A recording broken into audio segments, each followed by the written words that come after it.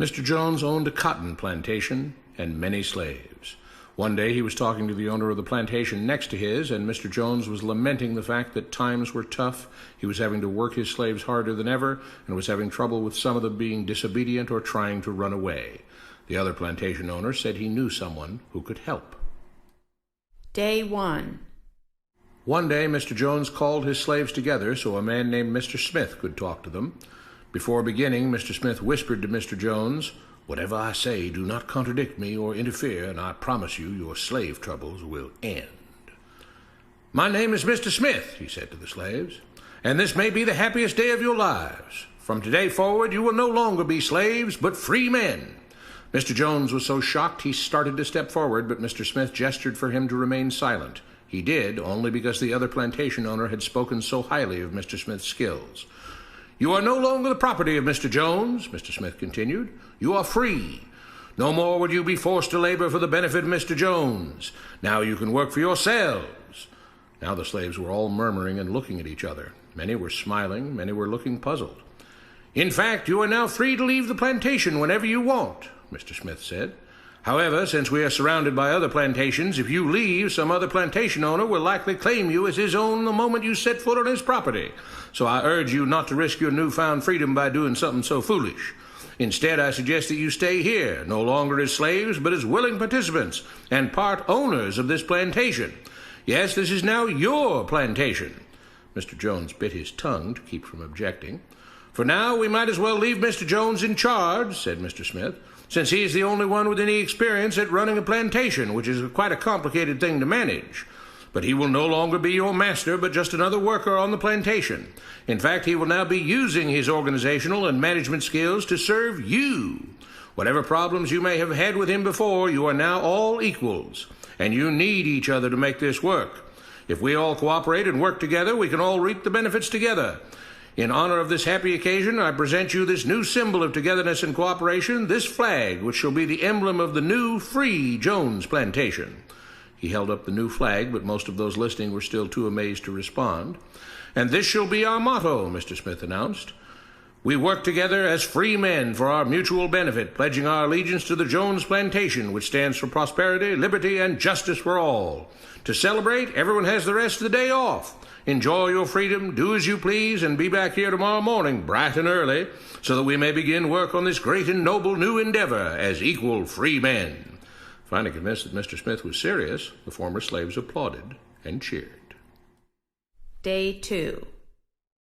"We all want this plantation to do well," Mr. Smith said at the beginning of the next meeting, "so we can all share in the benefits. We all know that it takes a lot of effort to make a cotton plantation work.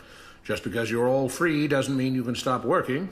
In fact, since you're now working for yourselves, I expect you to work even harder than ever before, but now with pride and joy, knowing that you're working for yourselves.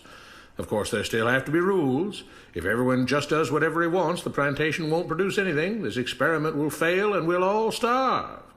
You should be thankful that Mr. Jones has agreed to stay on to lend his knowledge and skills to this endeavor, and I trust you will all do your own part to make this work. Several of you have been chosen to act as project supervisors to manage different aspects of the operation, to make sure everyone is doing his assigned job, to make sure that the rules are followed, and so on.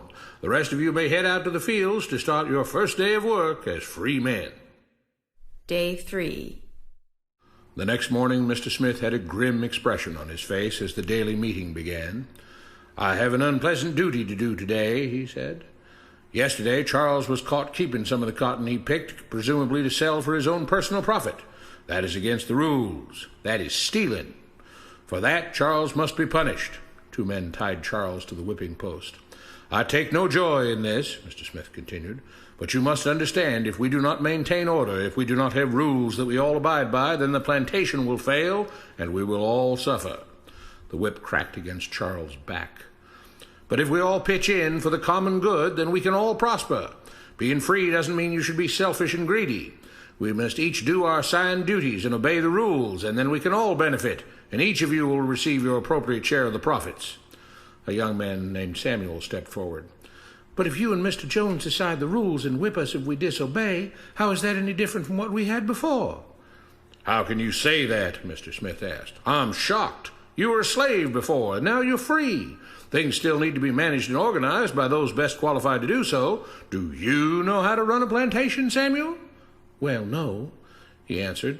"But if we're free, why do we get no say in what the rules are and how things work?" "I'm surprised at your ingratitude," Mr. Smith answered. "None of you know how a plantation is run, so you're in no position to be making decisions about how things are done here. You don't seem to appreciate all the things that Mr. Jones provides for you, from protecting you from all the outside threats that you know nothing about, those who would come here, capture and enslave you if not for Mr. Jones' protection, to making sure that you all have food and housing, tools to work with, that you're cared for when sick and injured, and so on. There wouldn't be a plantation at all, no cotton to pick, no land to plant and harvest, if not for him. You should be grateful that he's made possible the level of comfort you now have. Your lives would be far worse if not for him. Nevertheless, as free and equal participants in this endeavor, from now on at each meeting, any worker may have 2 minutes to ask questions or voice suggestions or complaints." With that, the workers all seemed satisfied and headed out again to the fields to pick the cotton. Day 4. "I have a big announcement," Mr. Smith said as the daily meeting began. "Mr. Jones' cousin is here, and not just to visit and see how our project is coming along. It has been decided that from now on you will be deciding who will manage the plantation. Of course, this job can't be done by just anyone, but every 3 months we will have a special meeting at which all the workers will vote on whether we think Mr. Jones should run the plantation or whether we think his cousin, Mr. Johnson, should run the plantation. That means that ultimately you are in charge because you will be deciding which man you want running things on your behalf. If you don't like the way things are being managed, you now have the power to change it." Amazed and pleased, the workers headed out again to the fields to pick the cotton. Days passed, months passed, a year passed, and the plantation continued to operate as before. Sometimes Mr. Jones was in charge, sometimes Mr. Johnson was in charge, but the day-to-day routine stayed exactly the same. The workers worked hard, long hours every day, and still had little to show for it. Every day the meeting would begin with them all reciting the Jones Plantation motto, "We work together as free men for our mutual benefit, pledging our allegiance to the Jones Plantation, which stands for prosperity, liberty, and justice for all." One day Mr. Smith announced, "Samuel is asked to say a few words this morning, and whatever the rest of us may think of his ideas and opinions, we are all free here, and that means we are all allowed to speak our minds. So, Samuel, you have 2 minutes. Begin." Samuel stepped forward, looking scared. "I was excited when all this started," he began, glancing nervously at Mr. Smith and Mr. Jones. "But don't you all see what's happened here? Nothing has changed. We're all still slaves." There were grumbles of disagreement from the crowd. "They tell us what to do and whip us if we don't. They still make all the rules and punish us if we disobey. They let us make suggestions and complain about things, but they never really change anything. They let us choose between Mr. Jones and Mr. Johnson, but what's the difference? The situation stays the same. We do all of the work and they take as much as they want and decide how much they'll let us keep. They live in luxury, made rich by the cotton we pick. We do all the work and have to build our own huts, grow our own food, and take care of ourselves. They leave us just enough that we don't revolt or run away. This is not freedom. We're all still slaves. They've only changed the words they use, but nothing else has changed. They say we're all free and equal, but we're not. They command and we obey. That's not freedom. That's not equality. They say we're free to leave, but all that means is that we're free to be someone else's slave. Why should we work or obey the rules? We didn't agree to this. They made the system. They forced it on us. They control and rob us and call it freedom.